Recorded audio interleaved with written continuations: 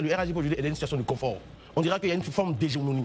Mais force est de constater que d'abord, depuis 2018, depuis la création du RHDP, mais ils ont travaillé à étendre leurs tentacules sur toute l'étendue du territoire national. Ça, c'est le premier fait. Mais le deuxième fait, c'est que l'opposition elle-même a joué à ce que cette hégémonie-là s'installe. Comment?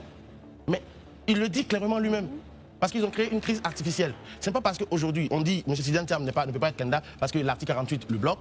M. Gbagbo Laurent a été condamné pour 20 ans, il ne peut pas être candidat.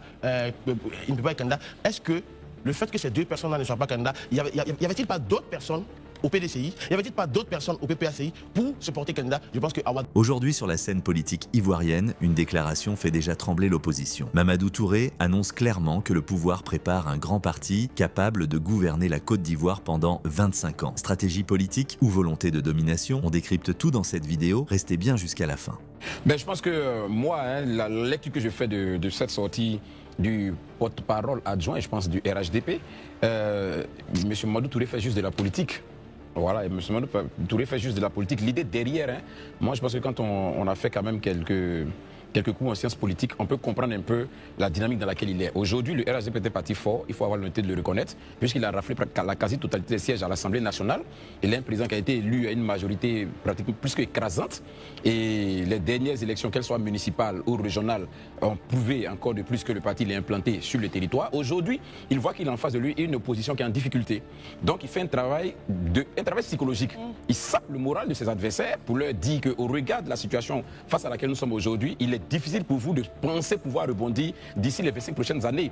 Donc c'est à l'opposition en face de démontrer que ce que le ministre Mamadou Touré est en train de dire est faux, en s'organisant, en présentant des éléments qui soient à mesure de pouvoir de pouvoir contredire les propos du ministre. Mais sinon le ministre il fait juste uniquement de la politique, il sape le moral de ses adversaires, il redonne encore force à ses militants en leur disant qu'on est là pour 25 ans. Les militants sont de plus en plus rassurés et se disent bon ok, nous on est encore là, on a la possibilité, on est en train de s'implanter un peu davantage et tout ça. Mais deuxièmement aussi, c'est un message qu'il donne même à son parti politique, pour dire à son parti politique: on a la possibilité de rester aussi longtemps que possible sur la scène politique. Mais quelque part, ça dépendra de nous. On a donc les leviers. Il reste que nous soyons à la hauteur de l'environnement et de l'atmosphère qui sévit actuellement pour maintenir ce parti-là sur du long terme. C'est implicitement en train de dire aux uns aux autres, peut-être ceux qui désespéraient, qui estimaient que surtout, beaucoup qui voient dans le départ du président Ouattara, après le départ du président Ouattara, une véritable guéguerre qui pourrait aboutir à la dislocation et à la dispersion même des cadres du parti et tout ça qui pourrait contribuer à effriter le parti. C'est une manière implicite de lancer un appel à l'unité. Il y a la possibilité qu'on reste sur du long terme pour peu que chacun de nous comprenne qu'on a les leviers entre nos mains, il faut qu'on les maintienne et qu'on les porte. Donc c'est vraiment de la politique. Comme je le dis en sciences politiques, ça pourrait se comprendre. Et comme on sait que Mamadou Touré est très friand de la politique et des sciences politiques, je comprends donc qu'on a affaire à quelqu'un qui a bien appris ses cours en fait. C'est clair. Alors maître, au-delà de la politique et de la science politique, il fait de la pure stratégie politique. Comparer donc le RHDP à l'ANC, ce comparatif-là, quand on sait que l'ANC, au-delà des noms et des grands noms donc, qui ont structuré et géré le parti, l'ANC est devenu comme une institution en Afrique du Sud. Le comparer, et donc comme Élisée l'a dit, l'insérer implicitement dans la tête des adversaires et partisans, que veut-il démontrer justement, maître? D'abord, je voudrais dire, je suis en partie d'accord avec Élisée. Mamadou Touré est dans son rôle de catalyser, de mobiliser les troupes pour que il garde espoir jusqu'à dans 25 ans. C'est une ambition et elle est tout à fait normale, naturelle. Cependant, je pense que le RHDP est un parti, parce qu'aujourd'hui on assiste à un genre d'antagonisme entre le PDCI et le RHDP, on va en parler. Mamadou Touré, pour ne pas dire ce qu'Élisée a dit, est dans son rôle. Et donc, ça veut dire quoi, il est dans son rôle? Il est dans son rôle parce qu'il fait de la politique. Je ne dirais même pas qu'il fait de la politique politicienne. Mais le fait-il bien dans cette interview, justement? Il n'a pas besoin d'autorisation pour dire ce qu'il a dit. Il le dit. Il pense que même dans 50 ans, le RHDP peut garder le pouvoir. C'est normal. Il appartient maintenant à l'opposition de s'organiser en fonction donc de ce que Mamadou Touré dit, et puis, de trouver les leviers pour pouvoir donc soit contrecarrer, soit apporter la preuve contraire que les autres partis politiques peuvent dire, bon écoute, c'est un rêve pour Mamadou Touré. Ils peuvent dire que Mamadou Touré, il rêve debout, comme on le dit à Yamé, mais eux, il leur appartient toujours de pouvoir donc s'organiser pour pouvoir donc remettre en cause ce que Mamadou Touré a dit. Voilà, c'est pour ça que j'ai dit que Mamadou Touré, il a vraiment appris de la bonne politique. Hein. Il est à l'école de Alassane Ouattara, qui au départ n'était même pas un politicien, mais qui avec le temps est devenu le meilleur politicien. Une bête politique. Même pas, c'est pas une bête politique, je ne suis pas d'accord, l'expression me gêne. Alassane Ouattara aujourd'hui est devenu, disons, comme un joueur de damier qui place les pions. C'est-à-dire, il a appris tout du feu Boigny. Vous voyez? Donc, par conséquent, lorsqu'on s'attend à lui ici, il sort ici. Lorsqu'on s'entend qu'il va faire ça, il fait le contraire. Donc, ce genre de personnage devient en quelque sorte qu'on ne peut pas cerner. Mais pourtant, c'est quelqu'un qui est docile, c'est quelqu'un qui est bien. Il faut simplement l'approcher. L'approcher et puis bon, le connaître. Nous qui faisons de la politique depuis plus de 30 ans, quand même, ou 40 ans, nous le connaissons. Depuis 1989. Donc vous n'êtes pas surpris donc de voir le ministre Mamadou Touré réagir ainsi? Absolument, et il est dans son rôle. Je dis toujours qu'il est dans son rôle parce que en face, il n'a pas d'opposition. En face, il n'a pas d'opposition pour pouvoir contredire, même en action. Parce que Mamadou Touré, lui, parle de terrain. Il n'est pas dans les amphithéâtres, il n'est pas dans les laboratoires. Et quand il parle, il dit, disons que l'opposition, toute opposition confondue, ne peut plus rebondir. Voilà, donc je pense qu'on va peut-être développer ça un peu plus tard. Bien sûr, tout à fait. Voilà. Herman, l'opposition ne peut pas nous rendre responsables de ses échecs et de ses incohérences, elle qui a créé une atmosphère de chaos et de peur pendant toute la période électorale. Voici son verbatim. Réaction là-dessus. Ben ouais, donc, même cette phrase, d'abord, ces propos, c'est comme ils l'ont dit, je vais pas revenir dessus avec leurs propos. L'objectif d'un parti au pouvoir, c'est la conquête du pouvoir. D'un parti politique, c'est la conquête du pouvoir d'État. Et quand finalement on a réussi à conquérir ce pouvoir d'État, c'est de le conserver. Donc, ce que Mamadou Touré dit, le ministre Mamadou Touré dit, il est dans son rôle de politicien et qui met en face de l'opposition sa responsabilité.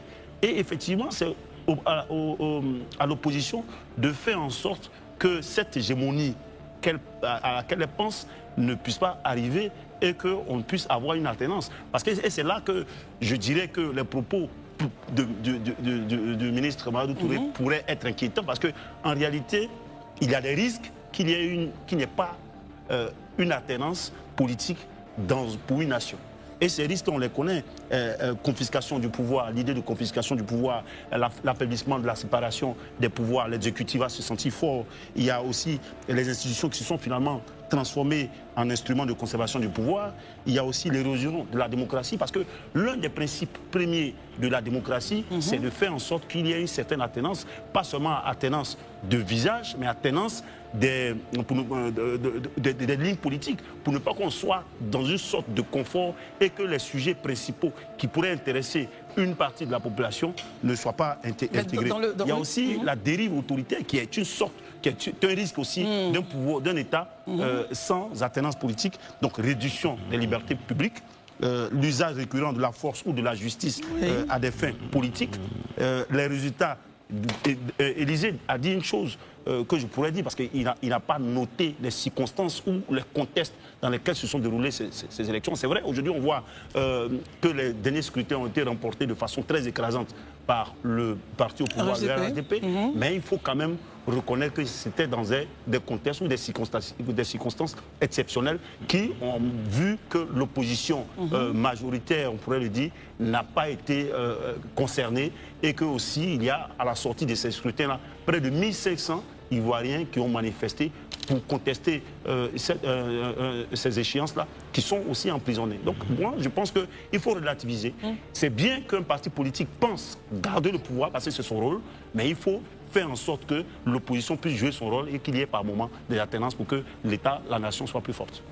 Dans votre point de vue, au-delà donc de ce qui a été dit, vous pouvez également réagir sur les propos des uns et des autres. Allez-y.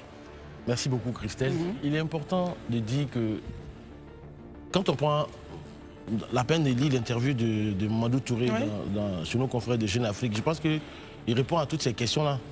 Parce que tout à l'heure, vous avez lu le verbatim. Et je vais le relire aussi. L'opposition ne peut pas nous rendre responsables de ces échecs et de ces incohérences. Elle qui a artificiellement créé une atmosphère de chaos et de peur pendant toute la période électorale. Je m'arrête là. Parce que oui, on pourra dire qu'il y a eu une situation, X a été écarté, X a été ceci, X a été cela. Mais Christelle, il vous souviendra qu'il n'y a pas à peine 2 jours, je pense que c'était hier ou avant-hier, où on parlait du réquisitoire de M. Pascal Affi-N'Guessan et de, comment on appelle ça, et du bilan comment on appelle ça, de l'opposition elle-même. Parce que oui, on dira que oui, le RHDP aujourd'hui est dans une situation de confort. On dira qu'il y a une forme d'hégémonie.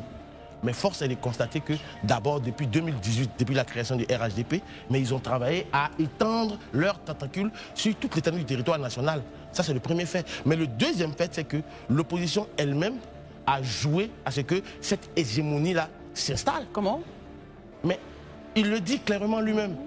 Parce qu'ils ont créé une crise artificielle.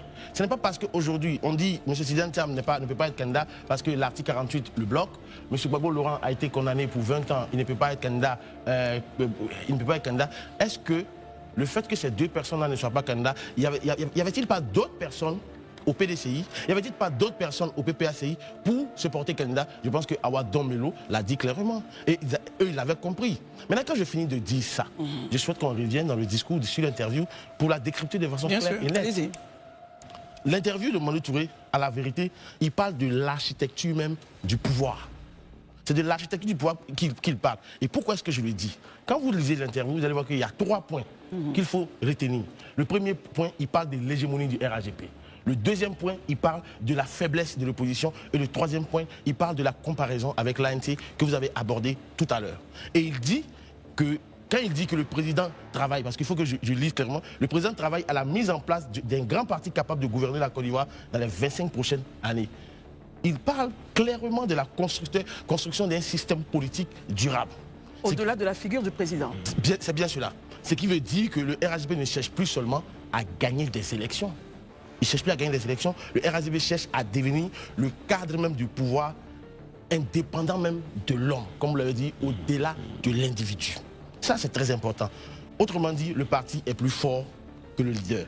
Et c'est là où la référence justement à l'ANC est très importante. L'ANC en Afrique du Sud n'est pas seulement un parti politique qui gagne, c'est un parti aujourd'hui qui est indissociable de l'État. Et on est en train de parler de l'ANC. Mais allons-y en Chine. Le PCC, le Parti communiste chinois, ils sont là depuis encore, j'ai envie de dire, depuis Mathusalem.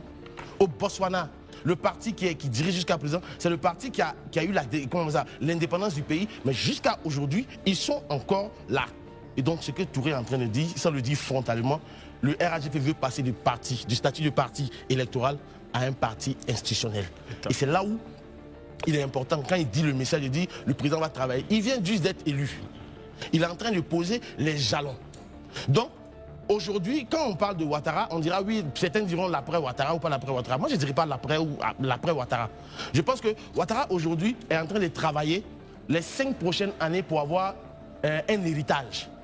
Et le travail qu'il est en train de poser va forcément faire que, dans le temps, le parti sera encore, une fois de plus, très consolidé, de sorte à ce qu'il puisse aller de l'avant. Élysée a soulevé un point qui est très important, où il disait qu'il se parle, en même temps qu'il parle à l'opposition, mais il parle aussi en interne.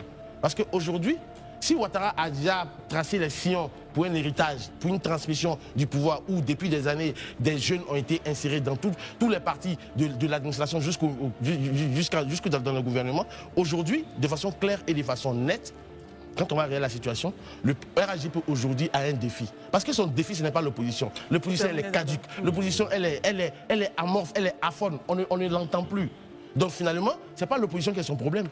Le véritable adversaire du RHDP aujourd'hui, c'est le RHDP lui-même. Très bien. Et c'est là où j'ai dit, pour terminer, pour que cette transmission d'héritage se fasse bien, il est en train de dire, il faille qu'on ait une vision, on ait un projet, plutôt que d'avoir un homme fort. Merci d'avoir suivi cette analyse. Si la vidéo t'a plu, abonne-toi, like et partage pour ne rien rater de l'actualité politique africaine. Dis-moi ton avis en commentaire, le débat commence maintenant.